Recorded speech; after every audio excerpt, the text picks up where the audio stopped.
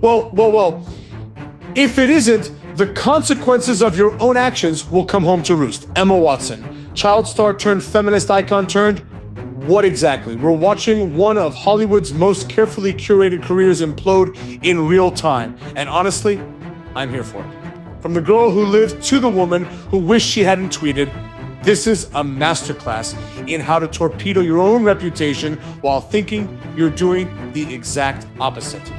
You know Emma Watson, of course you do. She exploded onto screens worldwide as Hermione Granger in the Harry Potter franchise, rode that wave straight to the top of Hollywood's A-list and seemed destined for greatness. Talented, intelligent, sophisticated. She had it all. Until she didn't. Because somewhere along the line, she made the fatal mistake of confusing popularity with principle. And now she's paying the price in the most spectacular fashion possible. I'm here for all of the witches.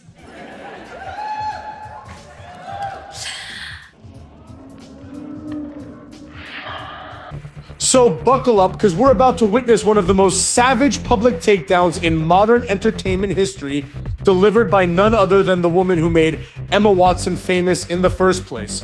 Emma Charlotte Dwyer Watson entered this world in Paris, 1990, born to a pair of wealthy lawyers, which means she grew up with every advantage money could buy. Private schools, acting classes, multiple homes, the whole 9 yards. Essentially, she was living the Hermione Granger life before she ever played the role. Life on easy mode from day one. By 1999, some books about a boy wizard were becoming a cultural phenomenon, and Warner Brothers needed child actors to bring them to life. Their search led them to the Oxford Acting School, where young Emma was honing her craft. 8 auditions later, she landed the role of Hermione Granger. And look, I'll give her this. For a 10-year-old with 0 film experience, she was adequate. Daniel Radcliffe was better, but that's beside the point. The Harry Potter machine consumed the next decade of her life. She didn't appear in anything else until 2007's Ballet Shoes, a TV movie that landed with all the impact of a wet tissue.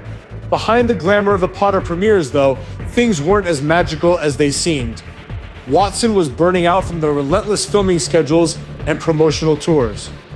When it came time to renegotiate after Goblet of Fire, she seriously considered walking away from the franchise entirely.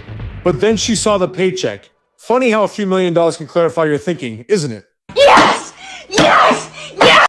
By 2011, the Harry Potter saga wrapped up and Watson faced a terrifying prospect, being Emma Watson, not Hermione Granger. But here's where things get interesting. Because the career choices she made next would set the stage for the spectacular implosion we're witnessing today. And trust me, you'll want to stick around for how this all connects. Off Potter, Watson went the indie route. Smart move, actually. Films like My Week with Marilyn, The Perks of Being a Wallflower, and The Bling Ring weren't box office behemoths, but they proved she could do more than wave a wand and pronounce spells with theatrical precision. Critics loved her. She was building a reputation as a serious actress willing to take risks and challenge herself. Then came the big budget return with Darren Aronofsky's Noah in 2014, followed by thrillers like Colonia and Regression. Regardless of the film's quality or budget, one constant remained: Emma Watson could act. She was in her mid-20s, at the peak of her powers, and rapidly becoming Hollywood's new darling. Young, talented, articulate, and most importantly, she held all the correct opinions. This is where the problems began. When the Me Too movement exploded, Emma was front and center. Speeches about feminism, activism groups, a UN appointment as goodwill ambassador for women. Because obviously, if anyone understands the struggles of oppressed women in third world countries, it's a multi-millionaire actress who's never held a regular job in her entire life. Spicy meat. Yeah, boy. The irony was completely lost on her. But Watson wasn't satisfied with just giving speeches to rooms full of bored politicians. She started injecting her activism directly into her film roles. The live action Beauty and the Beast got rewritten at her request to make Belle an inventor and engineer. Because representation matters, or something. Her political philosophy could be summed up in 3 words: I support current thing. also known as the Mark Ruffalo Method. Whatever the progressive consensus happened to be at any given moment, you could bet Emma Watson would be there, repeating the talking points with a kind of condescending British superiority that only comes from a lifetime of privilege. She wasn't a person with genuine convictions. She was a collection of safe, politically correct sound bites wrapped in designer clothing, all delivered with the smugness of someone who's never faced a real consequence in their life. But here's where it gets spicy, because the woman who created Emma Watson's entire world was about to become her worst enemy. And when the dust settled, we'd witness one of the most brutal public evisceration in entertainment history. What happens next is absolutely savage. You remember J.K. Rowling, right? The woman who wrote those wizard books. Turns out she'd become rather successful over the years.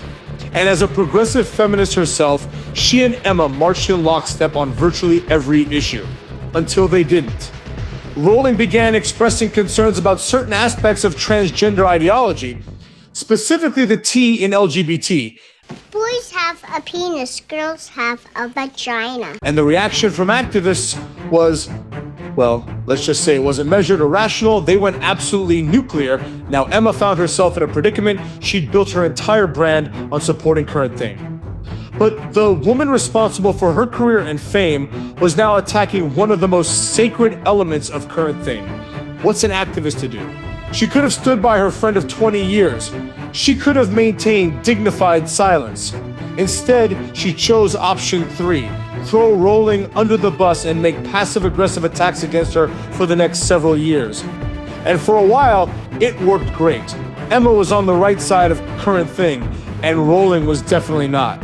The problem with current thing, though, is that it tends to change. And by 2025, the cultural winds had shifted dramatically. Public opinion was moving, and suddenly Rowling wasn't the villain anymore. People were actually listening to her, supporting her, even. Emma Watson had backed the wrong horse. So, what does a spineless opportunist do when they realize they've picked the losing side? They pivot, of course. On September 24th, Emma appeared on Jay Shetty's podcast and claimed she loved J.K. Rowling, supported her, and would always be open to talking with her. Really? That's fascinating, coming from someone who spent half a decade publicly trashing her. Seriously, what the fuck are you doing? You could almost forgive this as a cowardly but pragmatic move from someone who feels the political ground shifting beneath them. And that might have been the end of it, except J.K. Rowling saw that interview, and she was done staying quiet.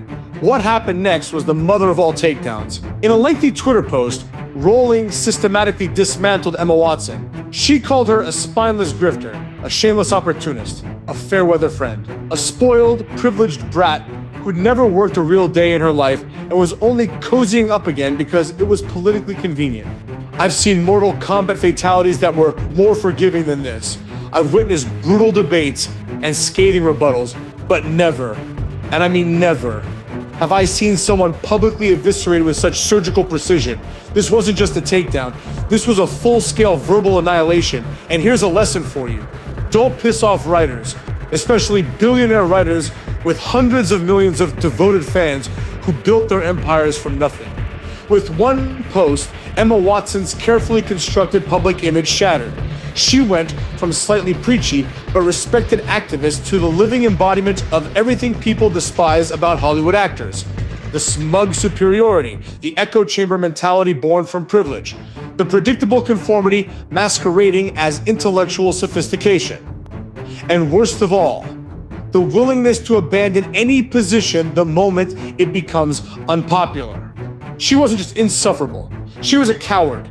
And for someone who built their brand on speaking truth to power, that was the most damaging revelation possible. So what's next for Emma Watson? Can she recover from this nuclear-level destruction? Her film career essentially ended 5 years ago when she quit acting to focus on activism. So there's not much momentum to rebuild even if she wanted to. She's 35 now.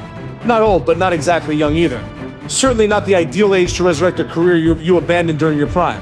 Her activist career is probably toast too, now that she's shown she's willing to soften her stance on the trans issue, because if there's one thing that community absolutely will not tolerate, it's betrayal. She's finished either way. Emma Watson is living proof of an old saying, if you stand for nothing, you'll fall for anything. She stood for whatever was popular at the moment, and the moment that changed, she fell hard. The moral of this story: authenticity matters. Principles matter. You can't build a career on borrowed convictions and expect it to last when the wind changes direction. Emma Watson learned that lesson the hardest way possible, publicly humiliated by the woman who made her famous, exposed as the hollow, opportunistic fraud she always was. And honestly, she earned every bit of it. Anyway, that's all I've got for today. Go fuck your girlfriend, boyfriend, or whoever you gotta fuck.